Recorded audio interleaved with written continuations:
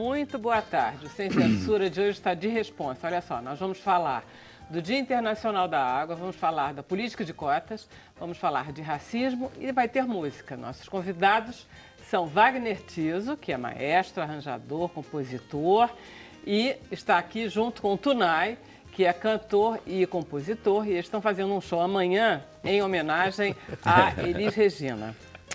Eu não sabia, Tunay, você é irmão do João Bosco. Há muitos anos. Desde que nasceu. Estou impressionadíssima com isso. Isso é... É uma coisa de família, então, não é? É. Hein, Wagner? Okay. E os dois são de Três Pontas, Minas Gerais. Não. Três Pontas? Ponte Nova. Ponte Nova, você eu que é sou de Três Pontas. Pontas. Padre Vitor na área, então. Padre Vitor. Opa! Ai, gente. Beato Padre Vitor. Beato, pra Padre mim é Vitor. santo. O Papa Francisco vai canonizá-lo. Frei Davi também é mineiro? Oi, de nascimento sim, mas de criação eu sou Brasil. Vitória, Rio, São Paulo, Santa Catarina, e assim vai. Está aparecendo com a gente, nós viajamos muito também para esses lugares todos. Uai, Minas. sou. É mesmo. Frei Minas é também o tem centro do turnê, mundo. né? Nós estamos com Paulo Canedo, que é professor da COP, o FRJ, e ele vem nos falar sobre os principais problemas da água no Brasil, enfim, por causa desse Fórum Mundial da Água e a situação dos recursos hídricos mesmos, né, Paulo? Isso, que não são lá muito bons, muito embora o Brasil seja riquíssimo na água, né, na quantidade de água. Mas mal distribuído como todo o resto. Não é mal, é mais do que mal distribuído, é maltratado pela população e enfim, pelos dirigentes. Se eu perguntar a você, no decorrer desse programa, quando é que os recursos hídricos, nessa virada como está indo, quanto tempo vão durar, você sabe? Vocês já calcularam isso? Já, né? Quanto tempo nós temos de planeta? Repara, o Brasil é a maior potência em recursos do mundo, em água doce, líquida. O Brasil é o maior de todos. Disputa com o Canadá, que tem muito água líquida, doce sólida. Então, Muito gelo. Muito gelo. Então, o Brasil tem uma posição extraordinariamente boa em relação aos demais países do mundo. O problema do Brasil é o descaso com a água, talvez pela abundância. A abundância fez com que nós não dessemos valor. Então, as águas brasileiras são muitíssimo maltratadas. Por exemplo, cite os rios urbanos brasileiros, nenhum dos rios urbanos brasileiros a pessoa tem coragem de entrar dentro. Incrível, completamente né? poluído. É abundância e ignorância. Abundância e ignorância. Rimou e é verdade, né, Paulo? Vamos falar sobre isso. Nós estamos com o Frei Davi, que é teólogo, filósofo, ele é diretor executivo da Educafro, que é uma ONG, e ele vem nos explicar a importância da lei de cotas e os problemas causados pelas fraudes que aconteceram, que são um pouco inacreditáveis, né, Frei Davi? A gente não imaginava que a autodeclaração podia resultar em fraude. Na verdade, nós lutamos a favor de ser só a declaração. Porque nós estávamos com um outro problema. Exatamente. Que o negro não se assumia como negro. 70 de cada 100 negros tinham vergonha de ser negro. Então, para nós, a declaração ia fazer esse povo acordar. Mas, de repente, o povo acordou, mas outros estavam mais acordados. Fraudadores. Os espertinhos. Os espertinhos. Gente, eu posso. Nós estamos com Vitor Koff Del Rey, que é cientista social da Fundação Getúlio Vargas. Ele vem nos falar sobre racismo e como combatê-lo. A gente pensou muito naquele acontecimento na Fundação Getúlio Vargas, em São Paulo, não é isso, Vitor? Foi em São Paulo, amanhã na GV Rio tem um debate com a Aline, eu não vou conseguir lembrar o sobrenome dela, mas é a jornalista da Globo News, e o menino que foi vítima do racismo lá na GV São Paulo. Mas racismo na GV é uma coisa do dia a dia, né? Então, teria que ter debate todo dia se a gente fosse vamos tentar, levar né? em consideração. Porque Vamos isso lá. aí é uma constante lá. Bruno Barros, a gente vai descobrir o nome da nossa colega da Aline, da Globo News, para a gente não deixar esse Aline sem sobrenome. Eu assisto ela. Então. Eu vou dar um Google daqui a pouquinho. Isso. Agora vamos interagir? Vamos interagir. Você que está em casa, quer interagir com a gente, manda uma mensagem, hashtag sem censura. A sua mensagem cai aqui no meu computador, eu passo para os nossos convidados. Pode ser pelo Facebook, Twitter, Instagram, tá valendo tudo. Eu vou estar de olho aqui e vou passar para eles. Valeu? Tá certo? Maravilha. Deixa eu pedir para vocês dois se vocês podem mostrar alguma música que vocês fazem para a gente começar o programa numa quinta-feira, assim, ouvindo... O repertório do show? É. Claro, vamos. Escolhe uma aí. O show é Saudade da Elis e subtítulo As Aparências Enganam, que foi uma música que ela gravou em 79 e me lançou com Ser Natureza e que tem tudo a ver com a vida da Elis. Era uma música que ela gostava muito. Vamos lá, o Wagner aceitou isso? De começar com uma música do Tonai, o show? Ser Natureza? De Ser Natureza? Com certeza. Com enorme prazer. Muito bom. E aí a gente conversa um pouquinho.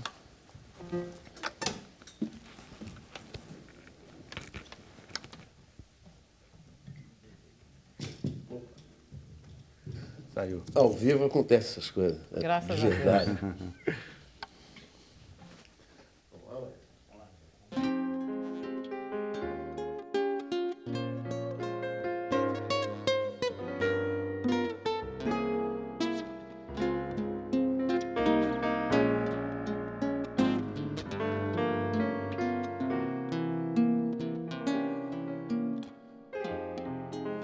As aparências enganam aos que odeiam e aos que amam,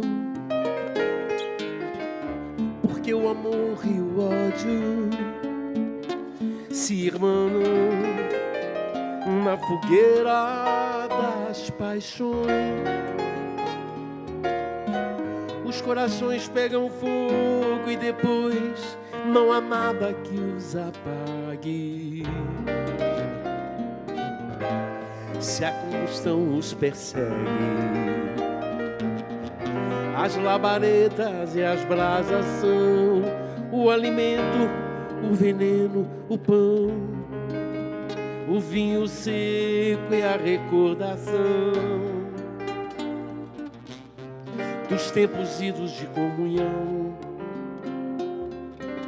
sonhos vividos de conviver.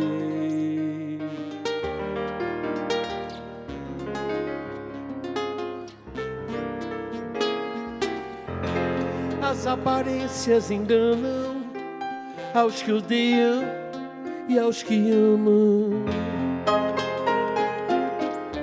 porque o amor e o ódio se irmanam na geleira das paixões.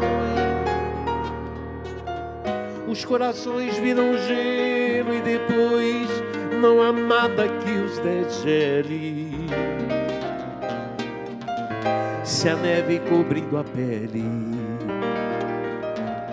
vai esfriando por dentro o ser, não há mais forma de se aquecer, não há mais tempo de se esquentar, não há mais nada para se fazer, se não chorar sob o cobertor.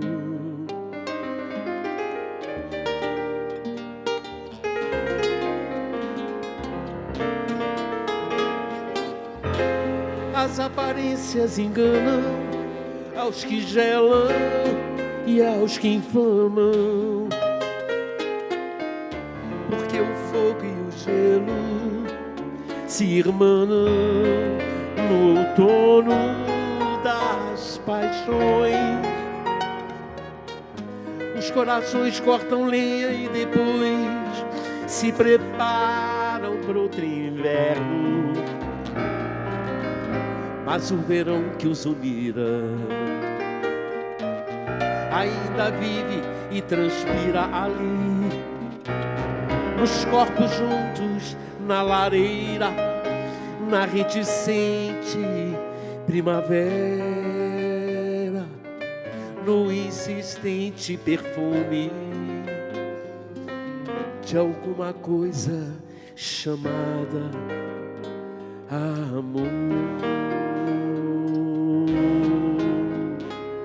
Elis.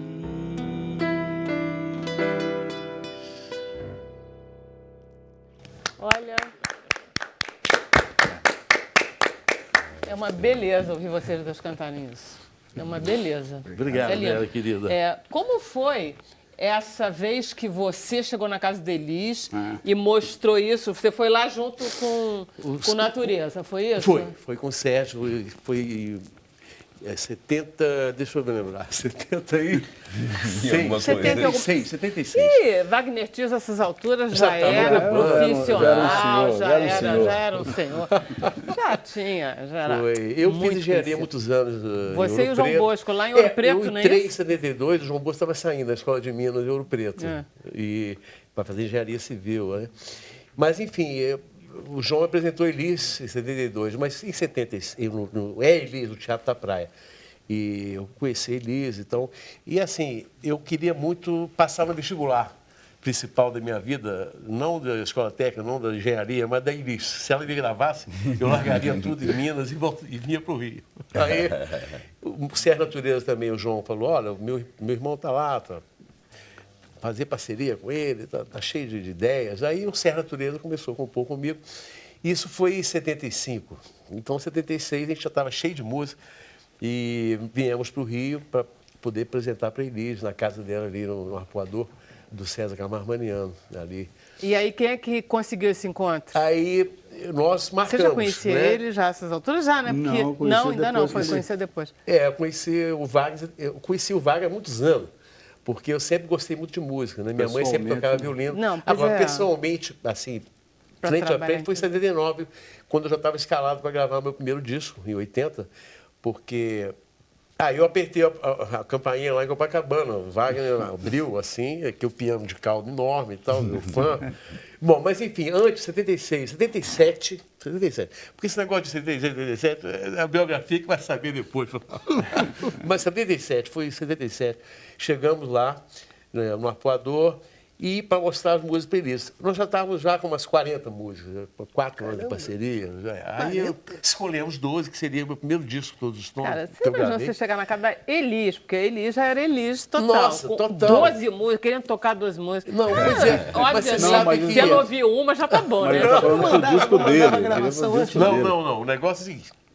Todo mundo deixava no show uma fita cassete e tal. A fita Mas dele, a famosa acontece fitinha. que eu queria mostrar, porque eu era muito fã, sempre fui dela. Aliás, eu conheci a Elis mesmo, foi em 65, quando ela cantou do Lobo do Vinícius, Arrastão. Aí aquela televisão que pegava mal pra caramba, ficou 4K na minha frente. Eu falei, meu Deus do céu, o que é isso? Então, um dia eu vou ser compositor e vou ter uma música. Eu já estava fazendo música, já ganhava festivais. Comecei com 11 anos, minha mãe tocando piano, violino. O Wagner elogiou minha mãe, nós fizemos um show lá em Ponte Nova com o Milton Nascimento, o Wagner Tiso e banda, e convidados para 8 mil pessoas em Ponte Nova. E minha mãe fez uma festa em casa, um jantar maravilhoso. O Wagner e o Wagner, ela tocou violino e o Wagner, olha, a senhora tem uma, dona Lila, a senhora tem uma pegada, e mamãe nunca mais esqueceu a pegada, o negócio da orquestra, o violinista tem que ter uma pegada. E minha mãe, quando eu ia Ponte Nova, falava, e aí, o Wagner vem com você? Eu falei, não, mãe, não, dessa vez ele vai. Né? Tunay, eu queria saber se nesse O Vitor dia... é músico, hein, gente? Eu toco bateria e estudei legal música, partitura, enfim. Eu gosto e ouço bastante. E um dos caras que eu tô ouvindo quase todo dia é o João Bosco, sobretudo, porque ele conseguiu juntar Kiko Freitas, Nelson Faria, Ney Conceição e Armando Marçal. Aí não tem como tu não querer ouvir isso, maravilhosos, né? Pra Ney mim Conceição é tá a lá melhor no Cardozão. banda. A banda toda que eu terça-feira, mais... vou até fazer uma divulgação aqui. O Cardozão é um bar que você fica na esquina, na rua, no alto da Cardoso Júnior, ali em Laranjeira. Toda terça-feira o Ney Conceição está lá com uma fera, só músicos incríveis. Não, Mas, o que eu queria saber é se nesse dia que você foi, Maria Rita e Pedro Mariano estavam ali no chão, brincando. Não tinha nascido. Não, foi em 79, quando eu fui hóspede da Elis, porque eu conto no show algumas histórias, e às vezes eu não posso assim, exagerar um pouco, porque o Wagner dá um sol, pum, aí está na hora. Mas enfim, eu tenho muitas histórias para contar. Agora, eu estava lá no apartamento dela do Arpoador, rapidinho, eu e Sem Natureza. Então foi que negócio, Tunay, vai 11 horas e chega lá, tá bom, meio-dia. Nós chegamos 11 horas, entre 11 e meio-dia. César estava na sala. Ele falou, olha, Tunay, o negócio é o seguinte, a Elis está dormindo ainda, mas pode começar. Eu tinha 12 para mostrar, então eu já estava na quarta, indo para a quinta. A Elis chegou na sala. E aí, bom dia, boa tarde. Boa tarde, é meio-dia e meia. Tunay, e aí, dá para começar do início? Falei, claro. Não, valeu o ensaio. Porque valeu o ensaio. Valeu o ensaio. Aí eu já estava mais seguro. O César, incrível, fez um disco maravilhoso com Wagner, todas as técnicas, que é um coach no instrumental do Brasil, a discografia, vendeu pra caramba e tal, enfim. Mas não saindo do foco, quando eu mostrei as 12, emocionado, ela falou, ó, vou gravar umas 2. As Aparências Ciganas já tá, agora talvez nadando no seco. Mas assim, isso ali, quando ela falou aquilo, Você foi em não 77, acredita. eu saí dando pulos de alegria. Passou no porque eu falei, vestibular. passei no vestibular. Agora, você sabe que a minha ansiedade foi tanta que eu mudei para cá em dezembro de 78. E ela gravou em 79. Em março de 79. Você porque já sofreu estava até lá. certo. Agora, tem uma história incrível que as Aparências se enganam. O disco estava fechado. E o Paulo letra César é linda, Pinheiro, hein? muito A letra amigo é da uma Elis, a Elis falou, Paulinho, eu estou com um problema sério. Ele falou, o que é, Elis? Olha, ouça essa música aqui. O Paulinho ouviu e falou, Elis, essa música é muito boa. A letra é ótima, a música é ótima, você tem que gravar. Mas o disco está fechado. Mas tem que tirar uma música, qualquer uma, que se diz, essa música tem que fazer parte do disco. Ela falou, é mesmo? É. Aí ela foi para São Paulo e tal. Aí voltou para o Rio, gravou o disco. Essa mulher, que tem a música da Joyce Põe na Terra, né, que é o nome do disco, Essa Mulher. E tinha 3 músicas do Paulo César Pinheiro. Uma com Hélio Delmiro, que é o Vera Arvoredo, e ele vai 2 contar com qual foi que Baden ele Powell. tirou. Não, Ele vai quem me contar. contou a história? Ah. Paulinho César Pinheiro. Tunay, você sabe que essa música está no disco, porque eu falei para eles que tinha que tirar qualquer uma para entrar. E sabe qual que ela tirou? Tirou a minha. Eu sei.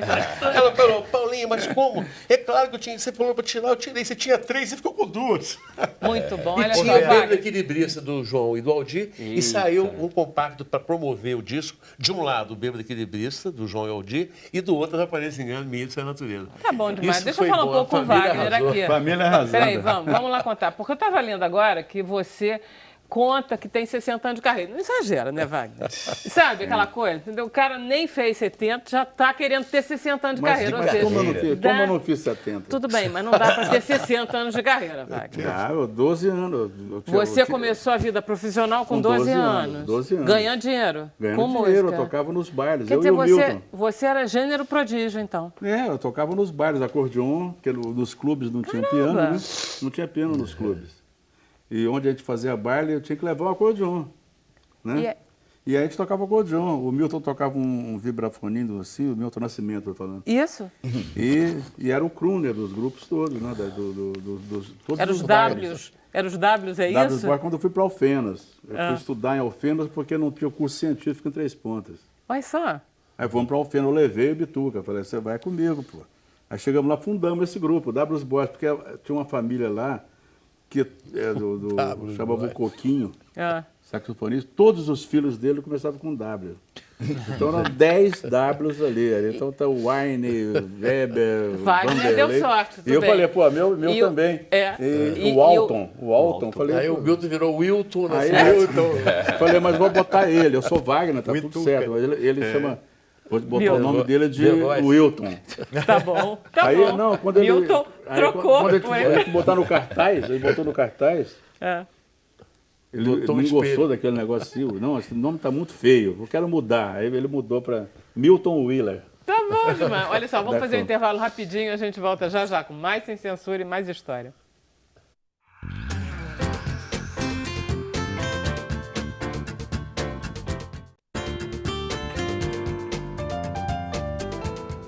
Então, voltamos com Sem Censura. Bruno, temos perguntas, comentários? Olha aí, Jonas Celso Monteiro, que maravilha ver música boa na TV, amando ver Tunay novamente, amo.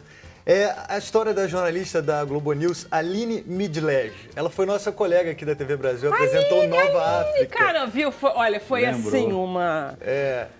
E olha só, quem mandou Twitter pra gente? Maria Rita Oficial, ela quer saber onde é que vai ser o show. Aí. Teatro Bradesco. Você sabe Vila melhor de que eu, Mall. horário. Amanhã às 21 horas, no Vila de Mall, na Barra, no Teatro Bradesco. É isso, Maria Rita, a gente ama você. Por hora, sem perguntas. Definitivamente. Vamos então, gente, a Brasília com a nossa repórter Priscila Angel, que está direto lá no Fórum Mundial da Água. Então, Priscila, fala aí, como estão as coisas?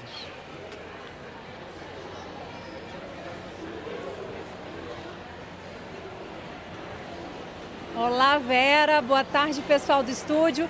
Hoje é o Dia Mundial da Água e o 8º Fórum Mundial da Água, que está acontecendo aqui em Brasília, já é recordista de público. De acordo com os organizadores, mais de 90 mil pessoas, vindas de 170 países, já passaram por aqui nesses dias. E é justamente para a gente comentar esses destaques que estão atraindo tanta gente que a gente conversa agora com o Rodrigo Cordeiro, que é diretor de operações do Fórum. Rodrigo, conta pra gente o que mais chamou a atenção das pessoas nesses dias de evento. Boa tarde, Priscila. Boa tarde, Vera. Boa tarde a todos os nossos telespectadores. Eu vou dividir a resposta em duas partes. Do ponto de vista da parte fechada da programação do 8º Fórum Mundial da Água, restrita aos participantes, nós tivemos 10.500 inscritos que preencheram todas as cadeiras do Centro de Convenções Ulisses Guimarães nas sessões programadas pelos processos de organização do 8º Fórum Mundial da Água durante esses 3 anos de preparação. Cada processo gera como resultado final uma carta de compromisso. E essas cartas de compromisso, para nós, é de fato o nosso grande ponto alto de cada atividade que se realiza no Centro de Convenções. Já nesse espaço aberto onde nós estamos agora, o destaque fica para o brilho dos olhos das crianças. Por aqui passaram cerca de 40 a 50 mil crianças que passaram a ter uma conscientização maior sobre o tema da água. A Vila Cidadã foi criada através de um processo totalmente lúdico e imersivo, com o objetivo de gerar a experiência e engajamento das crianças com o tema da água, acreditando que eles são a verdadeira transformação de comportamento da sociedade que a gente espera no Brasil e do mundo. Então, para a gente é uma honra muito grande anunciar no Dia Mundial da Água que o Fórum Mundial da Água do Brasil é o maior Fórum Mundial da Água já realizado em todas as partes do mundo. Legal, Rodrigo, obrigada. Bom, o 8º Fórum Mundial da Água segue até amanhã, sexta-feira, mas agora os olhos do mundo já estão voltados para o próximo país sede, Senegal, porque em 2021 a capital Dakar é quem vai sediar o evento. É isso aí, gente. Obrigada. Uma boa tarde para vocês aí no estúdio. Parabéns, Priscila. Muito obrigada. Vamos conversar um pouquinho sobre água, recursos hídricos e o fórum com o Paulo Canedo. Professor, o que esse fórum ele acaba tirando alguma determinação, alguma conclusão, alguma diretriz ou não? Ele é um fórum de estudo? Olha, repara, a água é um fator importantíssimo no desenvolvimento econômico e social de um país. Então, água e desenvolvimento são palavras que andam juntos. Muitos países, aqueles que não têm água, sabem o quão importante é ter esse mineral, água, para que o país consiga desenvolver. Por exemplo, vou dar aqui um exemplo para vocês. A Europa, como um todo, não tem água suficiente para produzir seus próprios alimentos. Então, eles dependem da produção externa e têm que importar. Eles exportam tecnologia e importam alimentos. Bom, eles importam alimentos dos países que têm água suficiente para produzir os seus alimentos e os alimentos de outrem. E essa situação faz o Brasil ser um país absolutamente privilegiado. O Brasil detém, como ele disse, 12% da água mundial e, portanto, ele é capaz de produzir alimentos com abundância para si e para servir aos países que não têm capacidade de produzir seus próprios alimentos, como todos os países europeus. E os africanos também. Mas parece que a água não está toda concentrada na Amazônia e que na região costeira o negócio fica não há uma desigualdade nessa distribuição. Desigualdade. O Brasil tem uma desigualdade na distribuição de água. Porém, esquecendo um pouco o polígono da seca, esquecendo esse pedacinho do Brasil, que merece toda a atenção nossa, mas enfim, momentaneamente, esquecendo isso, mesmo o lugar mais carente de água ainda é em abundância. Entendi. Comparado à verdadeira carência de água. Por exemplo, Catar, né? Por exemplo, Catar. O Brasil, enfim, nada de braçada. Tá bom. Na água. E por isso mesmo talvez trate tão mal seus recursos por isso trate tão mal. De qualquer maneira, a gente tem visto. São Paulo teve problemas de abastecimento. Tem uns problemas urbanos, inclusive, misturados nessa história. Aí tem um probleminha que precisa entender. Olha aqui, a água... Por exemplo, São Paulo tem uma concentração populacional muitíssimo grande. Então, a quantidade de pessoas naquela pequena região precisa de uma quantidade de água que ele não tem lá. Então, ele tem que pegar ao lado. O Brasil, como um todo, as grandes cidades brasileiras, todas elas, de uma forma ou de outra, têm uma dificuldade na segurança hídrica. Ou seja, em condições normais, São Paulo, Rio de Janeiro tem água. Não falta. Agora, Se São Pedro fica ingrato e maltrata por alguns anos o clima, dá insegurança hídrica para alguns lugares brasileiros. As grandes capitais, todas elas têm insegurança hídrica. Vou defender São Pedro, hein?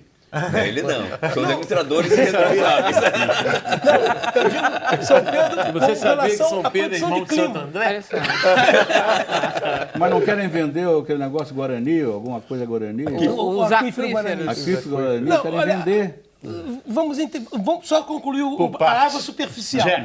Então, quando eu disse São Pedro, eu digo no que diz respeito ao clima, na distribuição de chuvas. Sim, sim. Então, por acaso, há uma normalidade climatológica de não haver sempre a mesma chuva. É variável o clima ao longo dos anos. Então, tem determinados períodos que são períodos secos. E aí, Frei, é o período em que São Pedro está ingrato, ele está zangado, não manda a chuva devida. O que devemos nós fazer? Devemos ter armazenamentos em grandes reservatórios para dar estabilidade e segurança hídrica. Isso é que o Brasil não tem. Então, E a captação também dessa chuva toda. E não tem essa capacidade. E aí nós temos insegurança hídrica em alguns pontos das grandes capitais. Mas nós temos uma mácula que é o nosso polígono da seca. Quer dizer, nós temos irmãos que vivem num regime de dificuldade séria. E o Brasil tem a responsabilidade de sanar essa dificuldade. Quer dizer, por exemplo, a transposição das águas do Rio São Francisco, que visava justamente amainar um pouco essa situação. Isso. Resolveu ou acabou com a nascente do Rio São Francisco? Não acaba, não. Não, a vazão é A suficiente. vazão é absolutamente suficiente. Eu costumo dizer o seguinte, se puséssemos a população brasileira, os 200 milhões de brasileiros olhando para o Rio, e viesse o presidente da República e acionasse as bombas da transposição, ninguém iria perceber. Porque a retirada de água é inferior a 1%. E, portanto, é imperceptível. Tá bom. Então, não falta água no São Francisco para mandar para o Nordeste. Não acabou, não sanou o problema, porque, primeiro, que a instalação da transposição não está completa. Segundo, que o sistema de distribuição no interior do Nordeste brasileiro não está completo. Então, nós estamos caminhando para a solução. Mas é só para lembrar que isso era um compromisso ético do povo brasileiro para com seus irmãos nordestinos do polígono da seca. Então, nós tínhamos que resolver. É a única mácula climatológica que o Brasil tem. O resto, Deus foi absolutamente generoso. Doutor Paulo, eu estava lendo a respeito da utilização da água, que parece que o grande consumidor de água no mundo, economicamente falando, são as atividades agropecuárias. Agrícolas, não é isso? Ou seja, a atividade industrial, inclusive, que a gente tem a sensação que é gigantesca, é pequena. Ou seja, parece que dos recursos que nós temos, 70% desses recursos são consumidos pela agricultura. Existe uma forma, pelo que eu estava vendo hoje de manhã no jornal, esse fórum está recomendando, vamos encontrar soluções mais próximas da natureza. Ou seja, soluções mais próximas que a própria natureza encontrou para equilibrar esse sistema. Nós precisamos realmente investir tanto no... Eu sei que o Brasil, sem essa agropecuária, ele não tem renda quase que nenhuma, mas é uma escolha correta? É super, hiper... Não é gastar, é investir no alimento. No alimento, é a coisa principal. O que o Brasil faz de errado é que o processo de irrigação, que a agricultura de grande produção é irrigada, não é a agricultura que vem da chuva. Então, a agricultura irrigada brasileira é perdulária, ela irriga mal, irriga em abundância, gasta muito mais água do que deveria gastar. Então, nós temos que corrigir isso.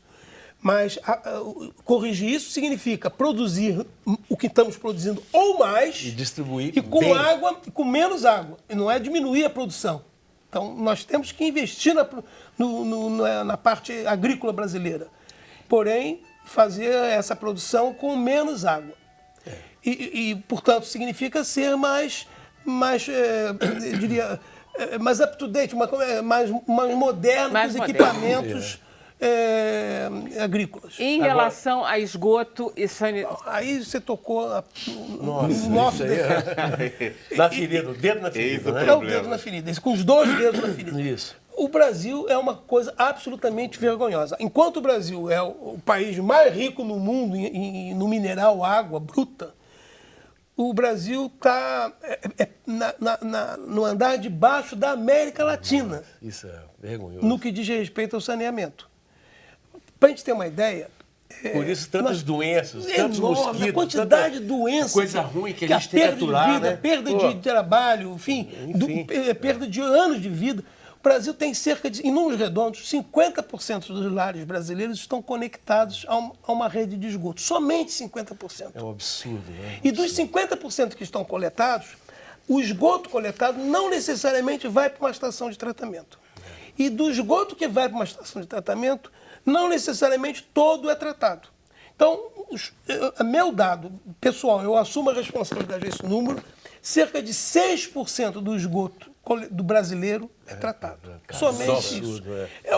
É lastimável, mas não é um pouco lastimável, é enormemente lastimável a situação brasileira. Sobretudo se a gente considera que a população brasileira ela vive sua grande maioria em cidades, ou seja, não é um problema de núcleos isolados. Não. É um problema de grandes centros urbanos.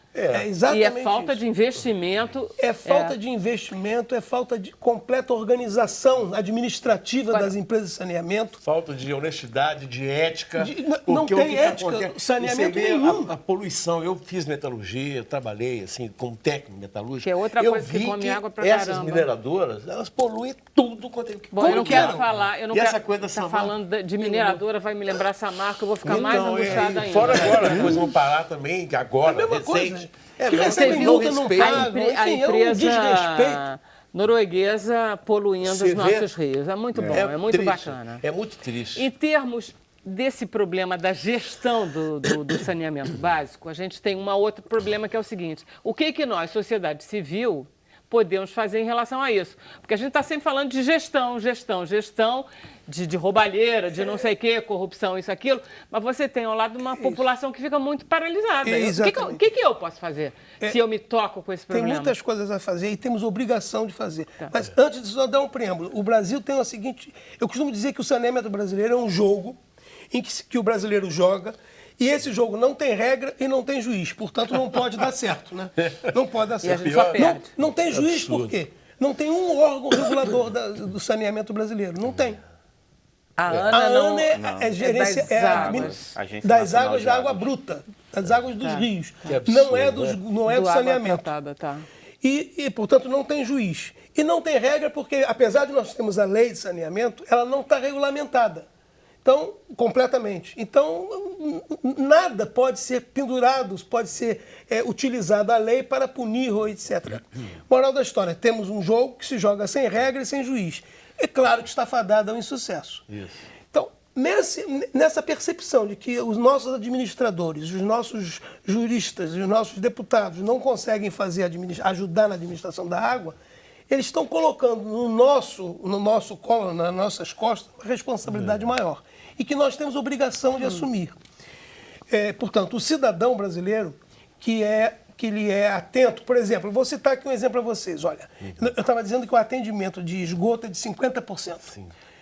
Esse mesmo povo brasileiro, com o mesmo dinheiro, tem um atendimento de luz elétrica de 99%. Tá. Então mostra que há um descompasso. E tem geladeira 90% dos lares, fogão 99%, então, não é aceitável, televisão 95%. Isso. Não é aceitável que nós tenhamos nada da parte de saneamento com menos de 95%. Esse é o andar de baixo de um país que se preza. Nós estamos com 50%. Bom, portanto... Nós, quando falta energia elétrica, todos nós temos o telefone da Light ou da companhia distribuidora no bolso. E telefonamos imediatamente. Todo mundo telefona para a companhia quando falta a luz. Isso. Instantaneamente, em 10 minutos, todos os vizinhos telefonaram. Isso. Quando falta água ou quando falta coleta de esgoto, ninguém se telefona para a companhia de saneamento. Nós não reclamamos, nós estamos acostumados com esse cheiro horroroso, porque você chega no Rio de Janeiro, é aquela música linda do Tom Jobim, né? O aeroporto Tom Jobim. Você chega no Rio de Janeiro e pega ali aquele cheiro peixando. É horrível, né? Gente, olha só. A cidade deixa eu só perguntar pro Frei Davi. O Rio que nos deu o nome, que é o Rio Carioca, só para concluir. O Rio que nos deu o nome, ninguém visita. É um rio que era maravilhoso, é fedentina que eles não conseguem chegar próximo. Frei Davi, nós acabamos de ouvir 2 músicos da maior qualidade que atestam que têm talento e profissionalismo, inclusive, porque eles estão nessa estrada há muito tempo. Eu cresci e a nesse gente clima, viu, não é? Então, não é possível que um povo que faz travessia, que canta como o Tunai canta, ao mesmo tempo tenha essa situação de racismo, como o Vitor falou, de má distribuição de água, como o Vitor falou. A gente tem jeito, Frei Davi? Veja só, o Brasil é um país que está precisando de uma estrutura educacional mais responsável com a nação. Tá. Nós estamos em um processo bastante complicado que entra governo e sai governo e o investimento na educação básica tem sido bastante assim irresponsável, vamos dizer bem diretamente. Tá. Quando a gente conquistou, depois de muito esforço, que o Brasil percebesse a exclusão do negro na conjuntura nacional, olha só, nas universidades, menos de 1% dos professores são negros.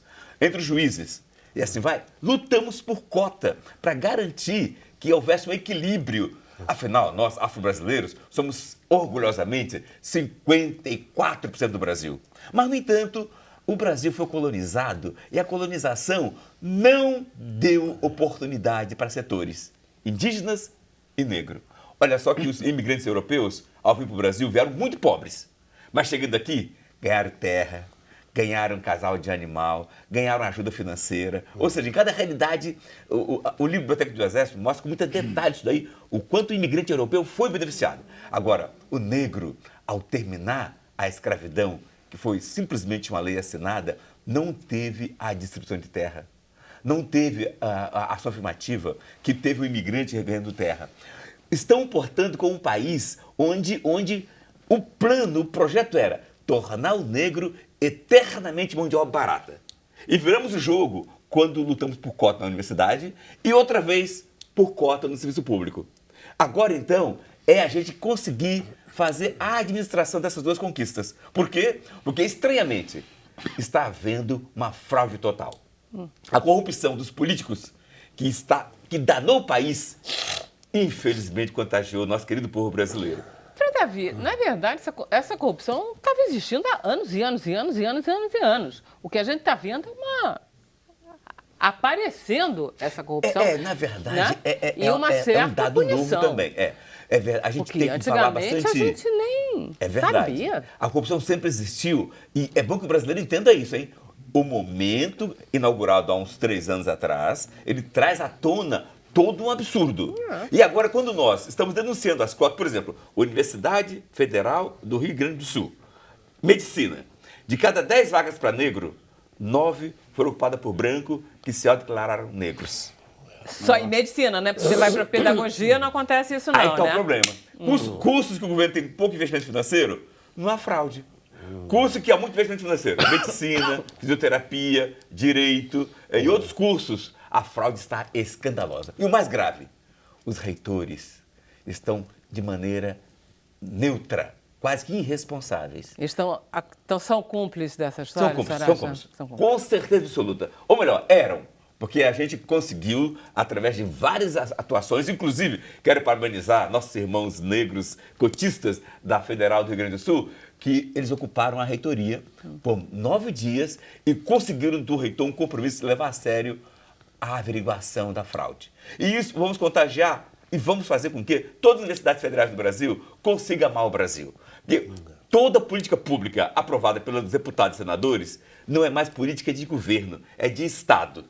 E como política de Estado, quem fere essa política pode sofrer processo por improbidade administrativa. Então nós vamos escolher um reitor de uma federal do Brasil nos próximos 2 meses para abrir o primeiro processo por improbidade administrativa, caso eles e o MEC não levem a sério a fiscalização, manutenção e punição.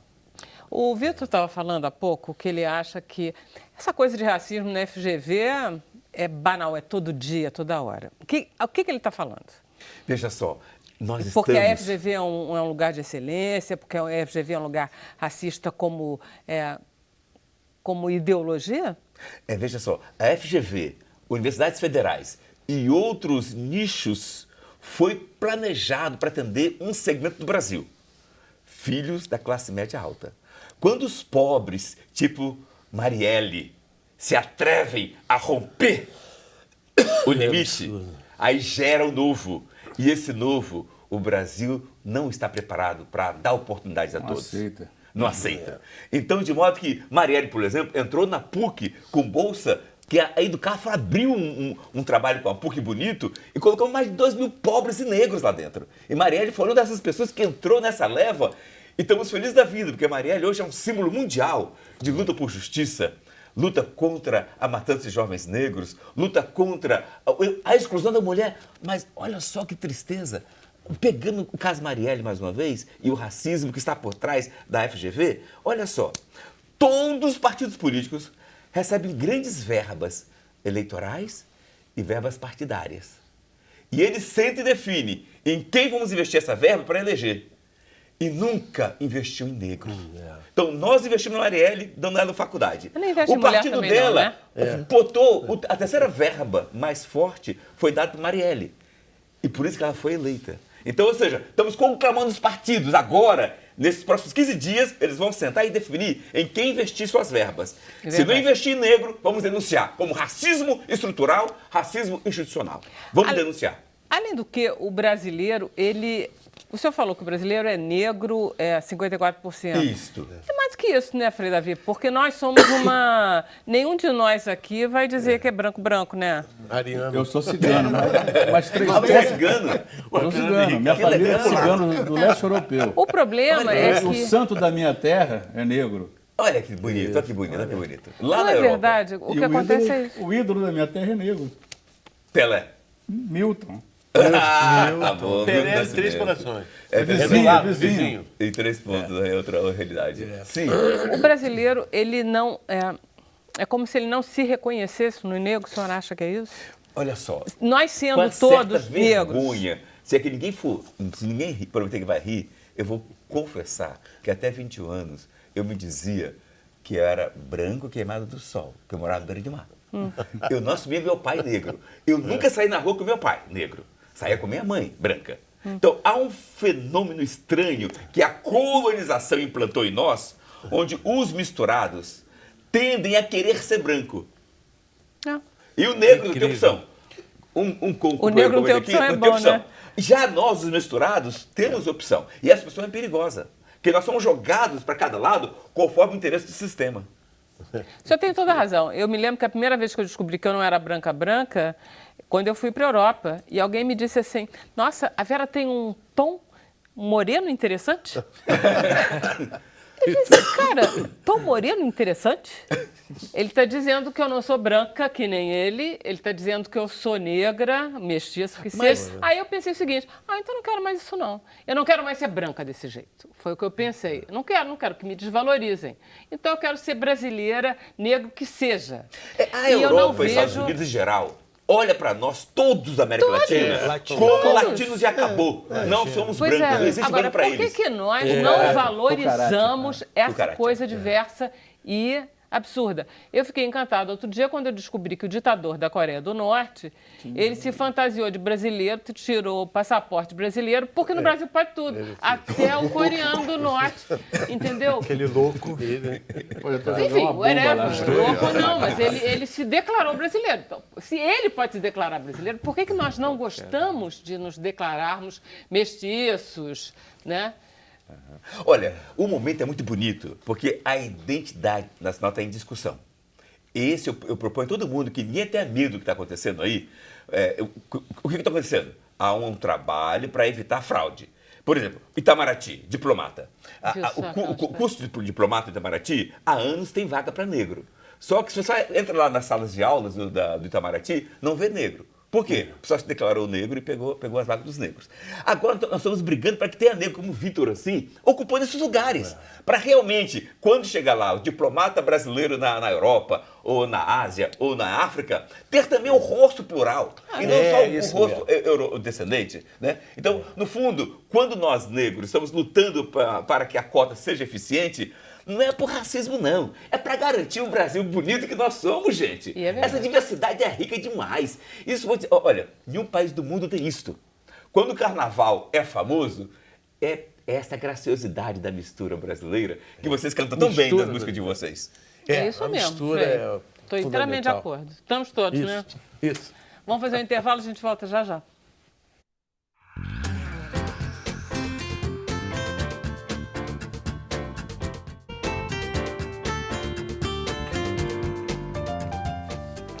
Voltamos com Sem Censura, Bruno Barros. Olha aí, Rosânia Kunta. Os artistas mineiros são muito bons.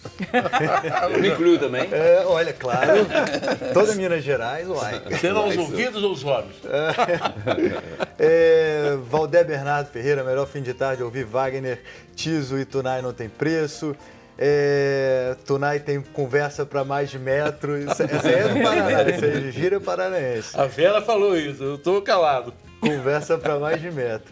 Olha aí, Sidney da Silva. O maior racismo é contra a raça humana, já que a consciência não tem cor. Interessante o comentário dele, né? Na verdade, é um comentário bastante assim, vazio. Sabe por quê? Problemático. É vazio, coitado. Por favor. Ele não tem papas na língua. Eu proponho que você estude um livro muito bom, chamado Racismo e Sociedade, do Carlos Moro. Olha, quem lê esse livro vai entender muito bem que Deus, quando Deus fez um negro, outro branco, outro indígena, Deus não estava bêbado, não. Sabia muito bem o que estava fazendo, ok? Encerro por aqui as perguntas. Tá bom, então. Olha só, Frei Davi acabou de falar o seguinte, que essa questão do racismo no Brasil chegou no STF. O que ele estava querendo dizer com isso, Vitor? Tá, deixa eu dar uma voltadinha aqui, que tem umas paradinhas que eu achei bem legal que vocês falaram.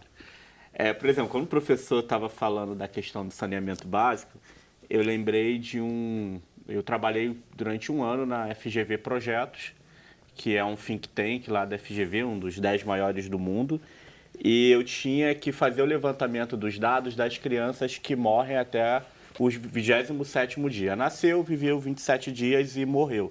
Então, era de todos os municípios do Brasil e a gente precisava desses dados para gerar um relatório para um projeto que a gente estava fazendo. Daí eu fui extrair os dados e, por definição, a maioria dos dados eles só são extraídos até classe social. Né? Você quer saber qual classe está morrendo mais e, a partir disso, criar políticas públicas.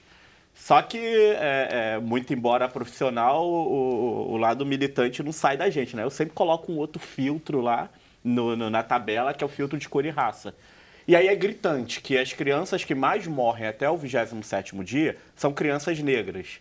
E quando você extrai um dado, parece que ele olha para você e fica perguntando assim, me explica, cara, por que eu sou isso aqui? Fala para mim, por que entende? Produz um relatório. E aí a gente tem uns indicadores, que era a base de dados que eu usei, é do DataSUS. Quem quiser fazer os mesmos cruzamentos do DataSUS vai te dar todas as variáveis lá. Você só fazer as combinações. E quando você vai ver, professor, por que essas crianças morrem? Tem criança morrendo de diarreia, professor. É a causa-morte, que muito embora não seja doença, é a maior causa-morte no Brasil. E aí, diarreia está relacionada ao saneamento básico. Durante o início desse ano, eu morei em Belford Roxo. E eu ficava, assim, abismado como eu via uma quantidade imensa de crianças vivendo e brincando no esgoto a céu aberto, e os pais olhando, e aquilo ali não era um problema. E aí eu fui fazendo perguntas. Por quê? Porque essas pessoas não tiveram, ou nunca tiveram, a experiência de viver num lugar onde não tem esgoto a céu aberto. Isso mesmo. Então, como ela só tem aquela experiência, naturaliza. É normal. É normal. E Belford Roxo é uma cidade que foi desmembrada de Nova Iguaçu, e aí você tem problema de administração pública, porque me parece que os antigos administradores, aí eu não posso falar da atual gestão, porque eu já não estou mais lá e não estou acompanhando. Eu vou voltar a fazer isso por conta de um projeto que eu fui convidado para trabalhar na GV, mas os gestores antigos não estão olhando aquilo ali. E em Belford Roxo, majoritariamente, a população é negra. Então, quando a gente está discutindo cotas raciais, quando a gente está discutindo fraude nas cotas, a gente pode até pensar em música. Porque, por exemplo, o Tunai, ele canta maravilhosamente bem, é um músico, mas tem formação no nível superior. A música não foi um subterfúgio para não morrer de fome. Tinha um talento, né? Vou investir no meu talento e não consegui estudar, mas sou um grande músico, que aí você vai encontrar, e isso é muito comum na classe dos pagodeiros. Você vai conversar com os caras, eles ganharam a vida tocando aquilo ali, porque não tiveram oportunidade de estudar.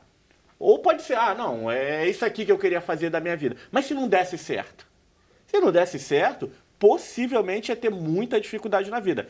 Tipo, aí você olha pra mim, eu tô aqui no Sem Censura. Eu sou o ponto fora da curva. Eu sou aquele 2% pra mais, pra menos, que nem aparece no gráfico. Então, isso aí sou eu.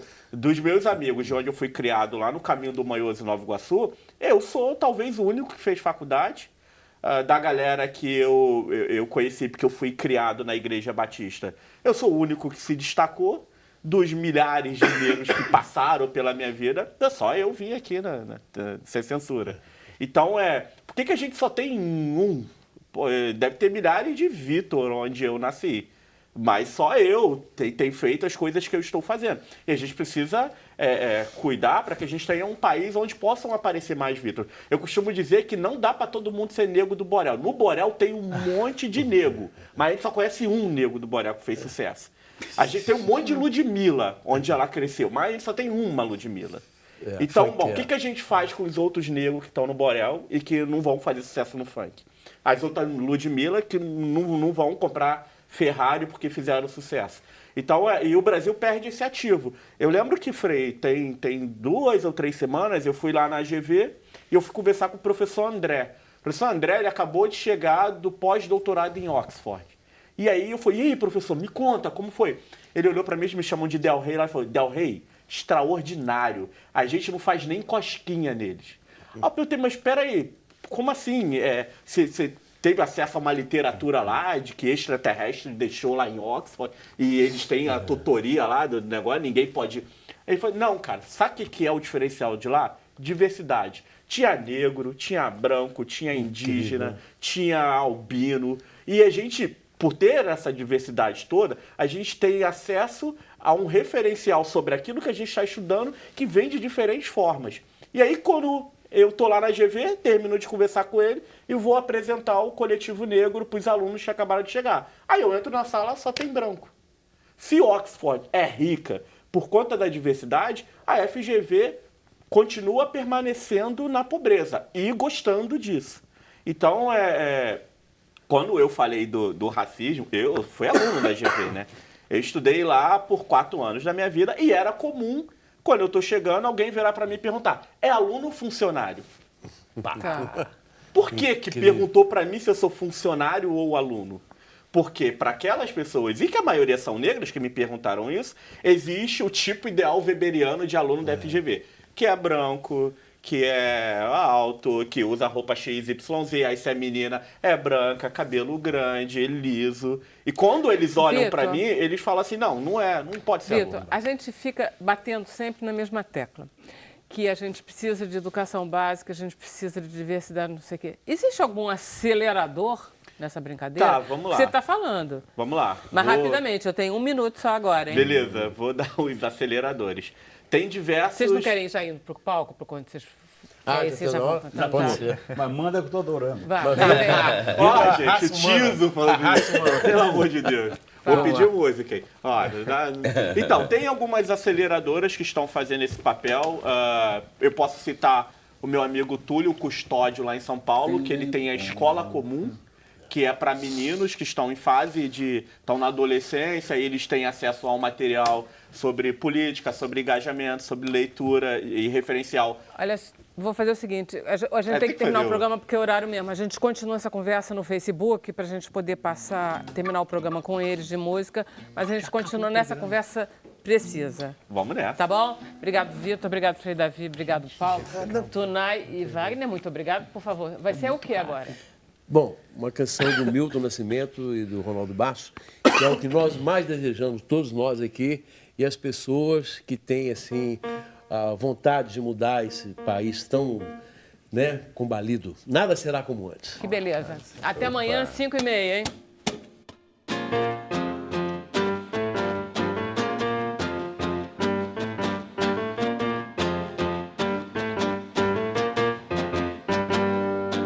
Eu já estou com o pé nessa estrada, qualquer dia a gente se vê. Sei que nada será como antes amanhã. Que notícias me dão dos amigos? Que notícias me dão de você? Sei que nada será como está amanhã ou depois de amanhã. Resistindo na boca da noite um gosto de sol. Num domingo qualquer hora, ventania em qualquer direção. Sei que nada será como antes amanhã. Que notícias me dão dos amigos? Que notícias me dão de você? Alvoroço no meu coração, amanhã ou depois de amanhã. Resistindo na boca da noite um gosto de sol.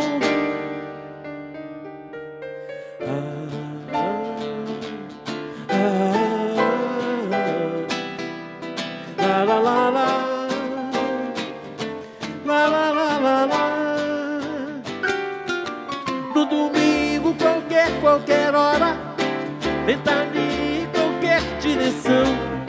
Sei que nada será como antes amanhã.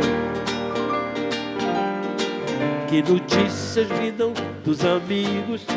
Que notícias me dão de você? Sei que nada será como está amanhã ou depois de amanhã. Resistindo na boca da noite um gosto de sol. Quero ouvir vocês.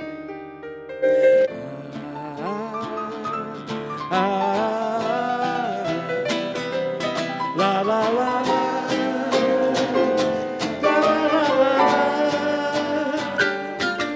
No domingo qualquer hora, ventania em qualquer direção. Sei que nada será como antes amanhã. Que notícias me dão dos amigos? Que notícias me dão de você? Sei que nada será como está amanhã ou depois de amanhã. Resistindo na boca da noite um gosto de sol.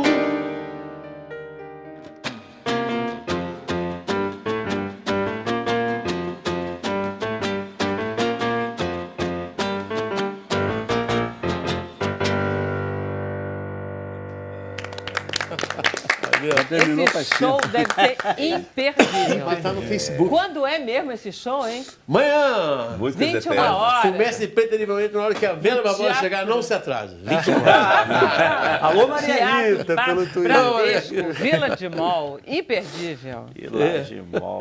Olha só. Todos convidados, na lista. Viu? Todos na lista. Paulo, Olha aí que beleza. Frei Davi, Maravilha. Vitor, arrasou. Deu rei, ó. Pode Vou sentar, correr por pra favor. ver Não, filme. você Nossa, quer? homem aqui Não, da fica mais um pouquinho. internet. 10 minutos a gente acaba. Segura isso aí. Vamos lá. Porque senão você vai lá, volta e já acabou. No Facebook. Vamos então, Bruno. Olha aí, Gabriel Fernandes, ele disse que música boa é isso aqui, o resto é barulho. Vanessa Torres, todos sabem que a Pimentinha tinha uma personalidade muito forte. Como é que a Elis era entre os amigos? Nossa, ela pisciana, né? Tinha, ao mesmo tempo que ela estava cozinhando, falando, feliz, ela começava a chorar, porque ela lembrava da família, e ela veio do conjunto muito pobre, API. E tem as histórias no livro incrível, né? Que ia chamar Aos que eu dei e aos que amo, tirado das aparências de engano. Aí mudou para Nada Será Como Antes. O livro do Júlio... Maria. Júlio Maria, do Estado de São Paulo, um jornalista. E é um livro autorizado, 360 páginas, e é incrível para as pessoas conhecerem um pouco mais de Elis. E a gente está citado na orelha. O Renato Vieira, um jornalista, foi escolhido, o Júlio convidou ele. Ele teve um sonho com Elis e contou com o Júlio, e estava para lançar o livro ainda perto. Aí ele falou, eu sonhei com Elis. Aí ele falou, Renato, você vai fazer a orelha do meu livro. Olha aí. E ele fala das aparências se enganam. Elis era o amor e o ódio. Como a música Tu Nasce na Natureza, as aparências se enganam. E ela está viva nos salões da cidade, viva e cantando como nunca. É uma coisa linda, porque quando você ouve Elis no rádio, vem não tem para ninguém, né? Incrível. Vitor, eu interrompi você no meio do seu pensamento. Não, o Vitor está tocando em casa, escondido lá, o violão dele. Não, tem a Escola Comum do Túlio Custódio, o Engaja Negritude. E aí é bom ter esse espaço para falar do Engaja, porque é uma plataforma que tem por funcionalidade e por pretensão trazer jovens negros para pensar em política, para se posicionar como agente de transformação a partir da política. Aí são 3 fases muito rápidas. A primeira, você tem que fazer a inscrição e aí você pode jogar no Google Engaja Negritude, que já vai dar de cara lá no site da Educafro, que tá lá o link do Engaja. Então é muito fácil, Engaja Negritude no buscador do Google e você vai para lá. Segundo é que você tenha a formação, que é importante, né? Para você falar sobre política e sair do senso comum, você precisa de uma formação e o Engaja, ele te proporciona isso. E terceiro é que a partir desse treinamento, desse engajamento e de que você aprende a discutir isso num nível mais profundo, aí vem a possibilidade de você criar uma pauta, uma agenda com aquilo que você tem compromisso. Engaja Negritude, convido vocês a participar, se engajar. Ele tem esse foco na negritude, mas os brancos são bem-vindos, até porque o racismo não é um problema dos negros, que os negros não são racistas, é um problema dos brancos, então os brancos têm que se engajar em resolver esse problema. A gente que é negro, que sofre isso, a gente produz para vocês insumos e diz, não pode falar isso aqui tá errado, e a gente vai tentando consertar as coisas. É complicado fazer parte de uma comissão para descobrir as fraudes? Olha... Você faz parte de alguma Então, eu não faço parte de comissão, mas eu já estive em Brasília para discutir isso. E eu acho que o problema da comissão é que quem geralmente faz parte dela tem muita dificuldade de saber quem é negro e quem não é. Uma vez eu falei para a procuradora lá em Brasília que eu acho que quem tinha que fazer parte da comissão é a polícia. A polícia sabe muito bem quem é negro e quem não é no Brasil, não tem a menor dúvida. Infelizmente, o fato concreto é que a polícia nunca erra quando ela dá batida em ônibus. Nunca erra. Agora, nós entendemos que o que está trazendo à tona de muito positivo é que o Brasil está debatendo o que é ser negro. Então, todas as comissões que estão sendo formadas em cada universidade, em cada concurso público, os avaliadores fazem um curso de formação sobre como preparar seu olhar para entender. Porque o problema não é genotipia, é fenotipia. E chegou no STF esse debate. O STF falou... isso que você estava falando? Exatamente então, isso. Então explica. A ADPF 186 foi debatido por todos os nossos ministros e ganhamos de 10-0. Porque um dos ministros estava ausente, ganhamos de 10-0. E ganhamos... O debate foi amplo, mas vamos pegar só um foco. Ele disse o seguinte, a lei está certa quando define que é autodeclaração. Mas é impossível um país como o Brasil, onde a educação não é a depurada, não ter comissão para evitar fraude.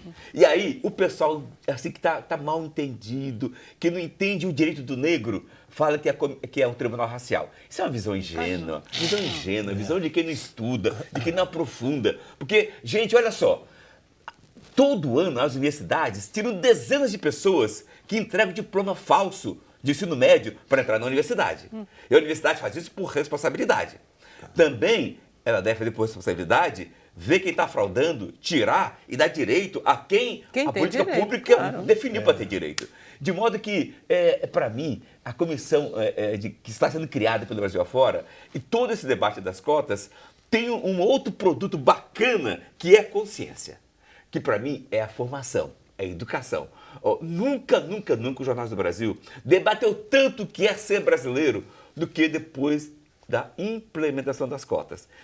Foi um debate muito, muito, muito escondido no Brasil. E agora veio à tona com a riqueza.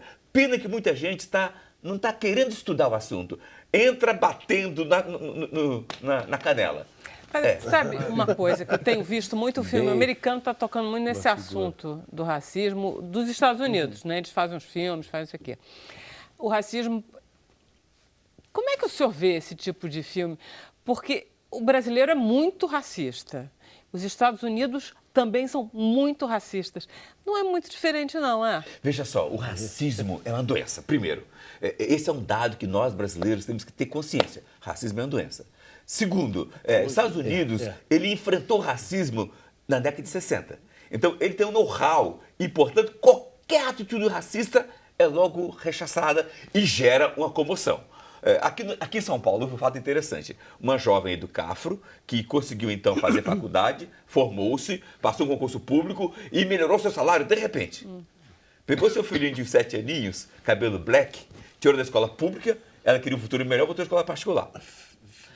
E aí ela se matriculou a filha dela e foi para casa. E no dia seguinte, a empregada levou o filho para o colégio.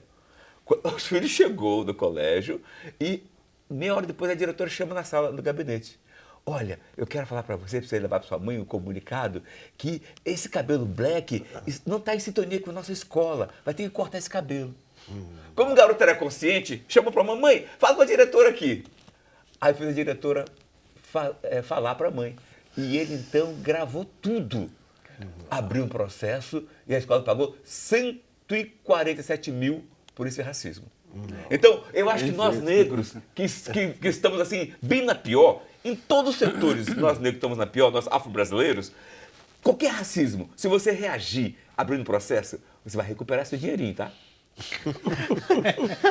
Ele está certo. A gente já trouxe casos aqui de outras escolas com atitudes racistas pesadas. É porque eu fico vendo cima de criança. A discussão e às vezes a gente cai num erro que, por exemplo, quando a gente traz a informação que no Brasil, por definição, não tem branco, que a gente é uma grande mistura, de cair nisso que o Frei estava falando do debate virar de genótipo, né? Que eu tenho um gene de negro, então eu sou também. Mas, na verdade, talvez o argumento que a gente mais luta é que o racismo é um problema social, que empurra o negro para um lugar muito específico da sociedade e que impede que ele avance. E não tem nada a ver com o econômico. Isso é tão verdade que, por exemplo, via educação, eu não moro mais em Belfor Roxo e eu moro em Santa Teresa. Eu fui no ato da Marielle, nesse último que teve, e para eu tomar um táxi para voltar para casa é um absurdo. Por quê? Porque o taxista não para mim. Incrível. E ele não para para mim por quê? Porque tá cheio, o táxi tá vazio, e tava lá, livre, e o cara não para o táxi. E se eu tenho que descer de Santa Teresa, é outro sacrifício. Aí tem um esquema lá de uma companhia de táxi, que é do bairro, a gente liga e ele busca, né? na porta de casa. Aí quando ele me pega na porta de casa, beleza, não tem dúvida que eu não vou roubar o cara. Então se a gente ficar nesse lance do gen, não sei para que criar cota, então, porque todo mundo é preto, mas a gente tem que entender que existe uma discussão aí que tem a ver com social. E aí a grande pergunta é, todas essas pessoas que vem e usa desse subterfúgio, dessa fala de que no Brasil todo mundo é preto, quais são os problemas raciais que a impediram de fazer alguma coisa? O Frei falou que ele se achou negro com 21 anos. E toda vez que ele vai falar de negro, ele fala, assim como o Vitor. Eu fico muito feliz de eu ser o exemplo de negro. Muito obrigado. E você mas a informação é que eu me aceitei como negro com 27 anos. Não essa depois cor. De mim. Não, e Black is Beautiful. Eles cantavam. Marcos Vale para você. Black is Beautiful. Mas, por que eu tinha tanta dificuldade de dizer que eu era negro? Na minha certidão de nascimento tá pardo. Qual era o referencial que eu tinha de negro? Bandido, escravo. Só vai dar certo na vida se virar pagodeiro ou jogador de futebol. Eu não queria nada disso. Então eu falo, bom, se isso é ser negro, eu não quero ser isso. Eu quero fugir disso. Aí, na Educafro, quando eu começo a estudar, a ter as informações, aí a ler Neuza Borges, aí ler Abdias do Nascimento, Guerreiro Ramos, eu começo a ter um referencial que me diz que, cara, não, essa imagem e esse papel do negro que a sociedade brasileira pintou pra mim, ela não é verdade. E eu posso ser negro com toda a potência que eu sou. Então, como é que a gente consegue fazer com que essas narrativas de negro cheguem em pessoas que não conseguem se aceitar, porque se aceitar é imputar sobre si coisas que elas, quando olham, falam, não quero ser isso. Então, o Guerreiro Ramos, ele escreve um livro chamado Patologia Social do Branco Brasileiro, que é quando ele vai dizer que o racismo é uma doença. Qual é a patologia do branco brasileiro? É ser racista. E aí tem um caso muito engraçado que quando a USP monta a escola de sociologia, que vem Levi-Strauss, Beirute Kubariano, tudo pra cá, eles começam a fazer pesquisa sobre racismo e perguntando pra todo mundo, tá, o Brasil tem racismo? Tem. Você é racista? Não. O Brasil tem racismo? Tem. E aí ele chega a uma conclusão que ele faz a pergunta, bom, se a gente está num país que todo mundo diz que tem racismo, mas que não tem racista, onde estão os racistas? Quem está fazendo isso aqui? Porque eu não estou entendendo. Então, a gente tem que avançar. E aí, para continuar no Elis Regina aqui, tem uma frase dela que se aplica muito. Eu posso dizer com clareza, ainda somos os mesmos e vivemos como os nossos pais. Belchior. Não mudou pra gente. Então canta, quando muda pra gente. Belchior. Então ainda somos os mesmos e vivemos como os nossos pais. E aí cabe vocês dar a mão e a gente começar a mudar isso. E aí a arte, a música, tem um papel muito forte. E aí o professor na academia tem que começar a pautar como é que a gente faz um discurso de água e combate ao racismo flertando com água.